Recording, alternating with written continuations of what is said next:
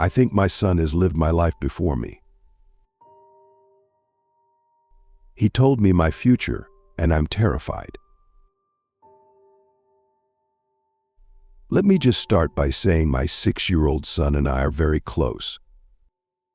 From an extremely young age, he has been able to sympathize with me and has been extremely emotionally intelligent. The thing is, it's not with everyone. It's just me. He feels like just a regular boy with everyone else, but he always knows what to say when I'm having a hard day. I try not to show it, but he somehow knows. I've always played it off with emotional intelligence, but now I'm not so sure anymore. Since my son could talk and form sentences, he has said things to me that he should have no way of knowing. It started out with him saying things like, "Mommy, don't worry. I still think you are pretty."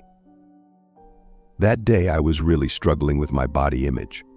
I put on a few pounds and hated myself. Of course, I didn't let my son see me crying in the mirror or grabbing the rolls on my stomach. I mean, little boys always think their mother is beautiful, right? It's not like he knew. Soon after that, he mentioned to me that he missed Bethany. I asked him who Bethany was, and he looked at me like I was crazy. He told me it was his sister who died. My son never had a sister. However, I had a sister who died at 16 whose name was Bethany.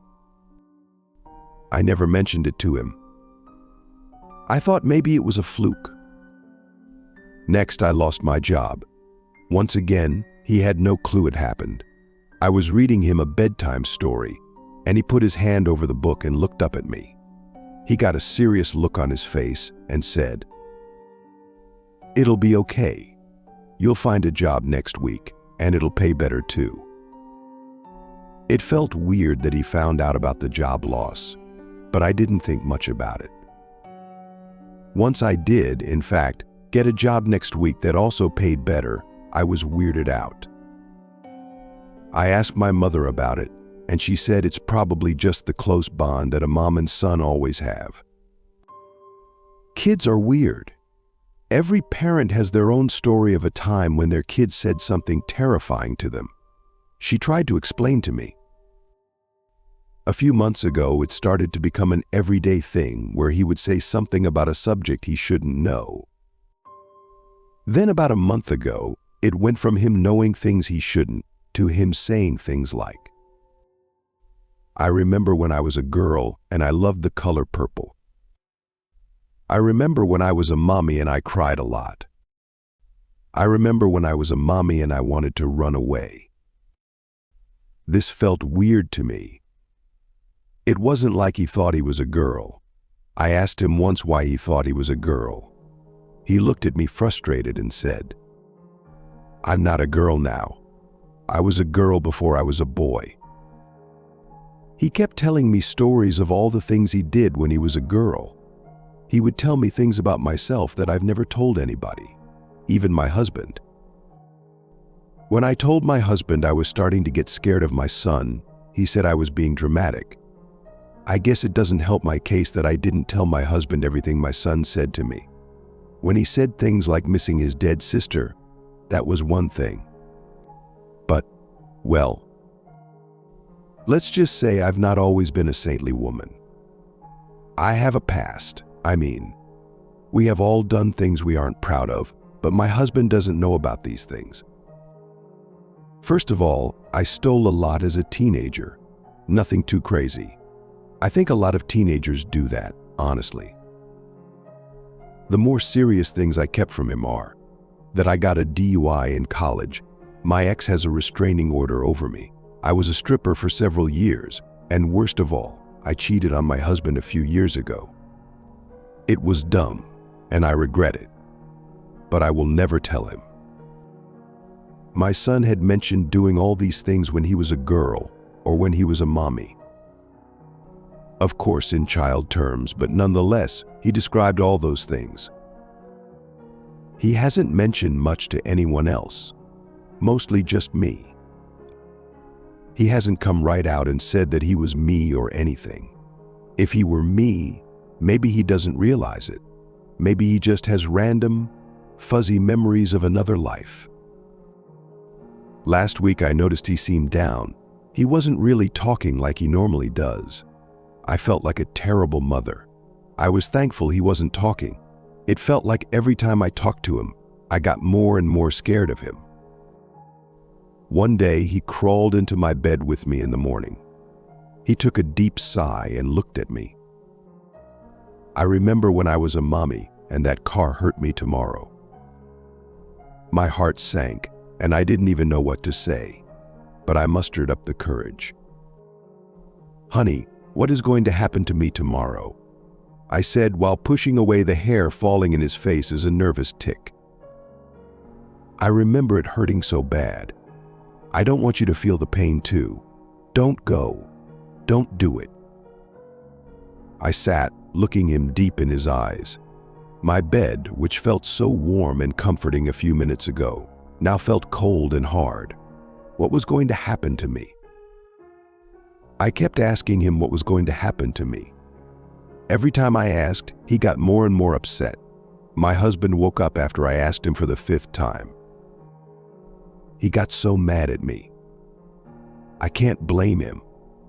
I was clutching our son's shoulders and saying, "Tell me." I said it over and over and over again. My son didn't talk to me for the rest of the day. The next day, I tried to explain to my husband what our son said and how I was scared, because this was the first time my husband heard of my son saying such crazy things. He didn't believe I was in danger. We had dinner plans with some friends that night. It was the last thing I wanted to do. I figured since my son mentioned a car, I needed to just stay away from them at all costs. I tried to convince my husband I was sick, but he, of course, didn't believe me. I should have said I was sick from the very beginning and not told him the real reason for wanting to stay home. My son's babysitter made it to the house. As we said our goodnights to our boy, he gave me a sad hug. Not only that, but he couldn't take his eyes off my left hand. After our hug, he grabbed my fingers and squeezed them tightly. I knew something was about to happen to my hand. I felt like I could anticipate the pain. We walked out the door, and my husband guided me to the car door. He opened it up and helped me in. Although it didn't feel like he was trying to be a gentleman, it felt like he was scared that I was going to run. He wasn't wrong. After a few minutes of driving, I felt the anxiety building. I felt sick. At a stoplight, I noticed the car door was unlocked.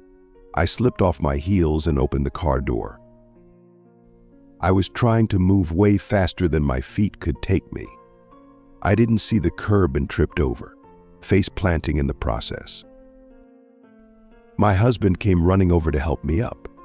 I thought he would be mad that I tried to run away. I thought he would call me a brat or worse, but he didn't. He could see how scared I was.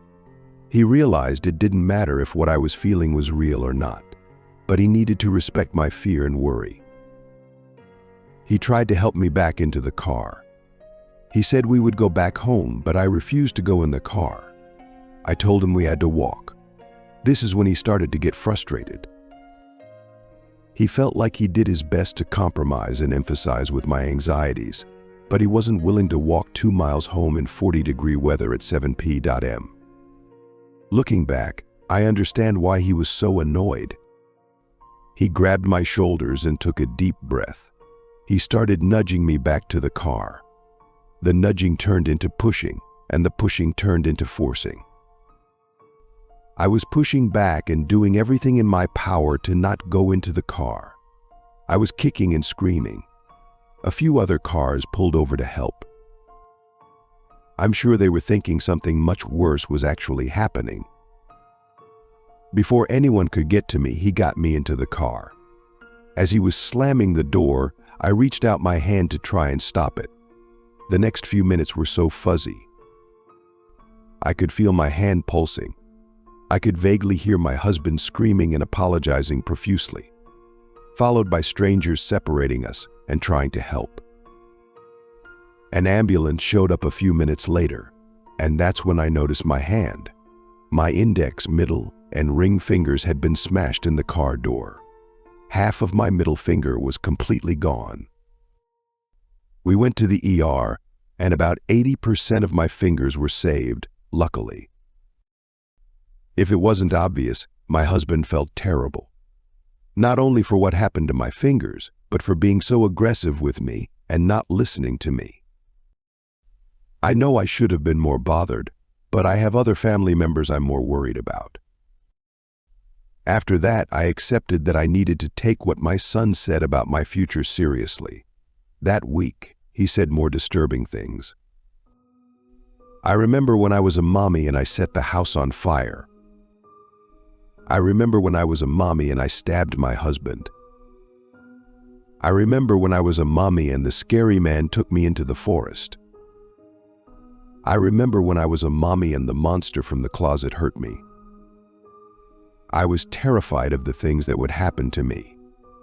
I know children can't always describe or articulate words that well at a young age, but that didn't help me feel any better. I tried to ask him for details of what he meant, but once he said something, he usually didn't want to talk about it anymore, especially if it seemed to be traumatizing. It's like the memory would flash in his head and it had to blurt it out. I need help. What the heck am I supposed to do? I don't even know how to process any of this. I don't believe in reincarnation or anything like that. Even if I did, is that even how it works? There shouldn't be an overlap in lives like this, right? But how else is something like this explained? It's not like my kid can just see the past and future. He has seen my whole life before, and from his perspective, he doesn't find it strange that my life used to be his. He is also aware enough to recognize a memory, like when I lost my job, and he comforted me knowing that I'll get a new job soon. This whole thing is hurting my brain. I love my son, but I'm so terrified and feel crazy. The reason I am writing all this out in the first place is because of what he told me today. The two of us were coloring at the kitchen table, and without even looking up at me, he said, "I remember when I was a mommy and my son killed me." I froze in fear. I couldn't believe the chill that ran down my spine, and the fact that he didn't seem fazed by it at all. He just kept coloring his pirate ship. "Someone, please help me. I don't know what to do."